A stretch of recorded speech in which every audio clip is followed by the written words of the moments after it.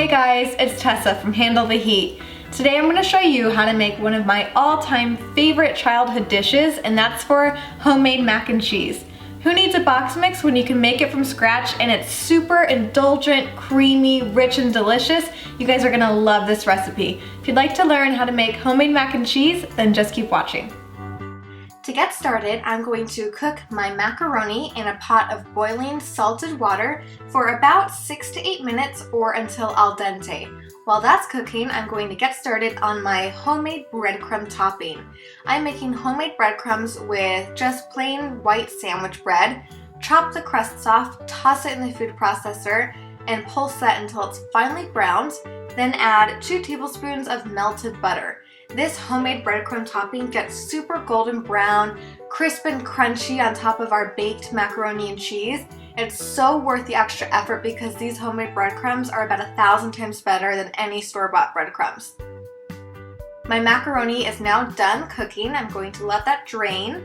And while that's draining, I'm going to turn my attention to my cheese, the second most important part of my mac and cheese.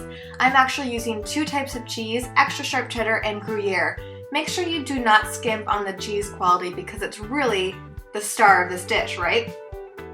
So now that I've got my cheese grated, I'm going to melt up some butter and add some all-purpose flour to that melted butter. And this is going to create a roux, and this is what's going to give my cream sauce, my cheese sauce, body. It's going to make it nice and thick and luscious. So I want to whisk that mixture together for about 2 minutes or until it's nice and incorporated and the raw flour taste is cooked out.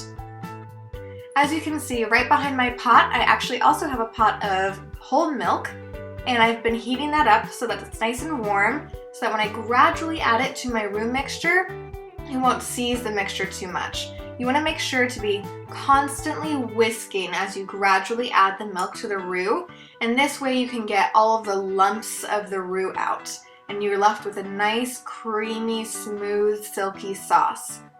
So add your milk gradually, whisking constantly, and then once all the milk is added, we're actually going to cook this mixture for about 2 minutes or until it becomes nice and thick.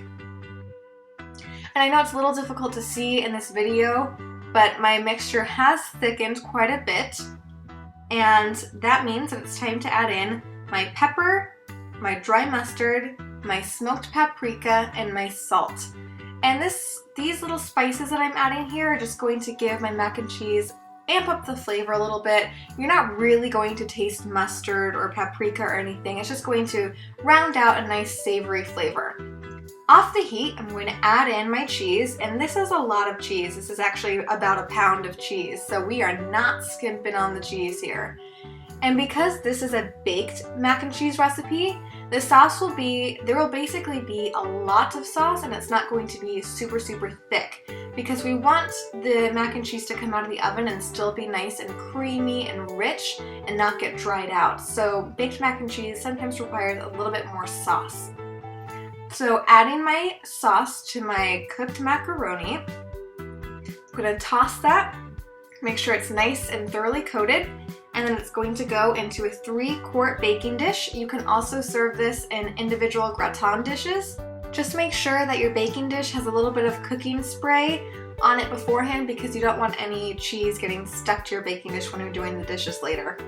So once my mac and cheese is in the dish, I'm going to top it with my homemade breadcrumbs, and this is going to go in a 375-degree oven for about 30 to 35 minutes or until it's bubbling and browned and delicious. And into the oven it goes. I am so excited for you guys to try this recipe. This is seriously my childhood favorite. There's nothing more comforting than mac and cheese. Okay, so my mac and cheese just came out of the oven. I love how the homemade breadcrumb topping gets super golden brown and crunchy. It's such a great balance with this super creamy mac and cheese. I think you guys are really gonna love this recipe. If you make it, don't forget to leave me a comment below, subscribe to my channel, and I'll see you next Wednesday for another food video.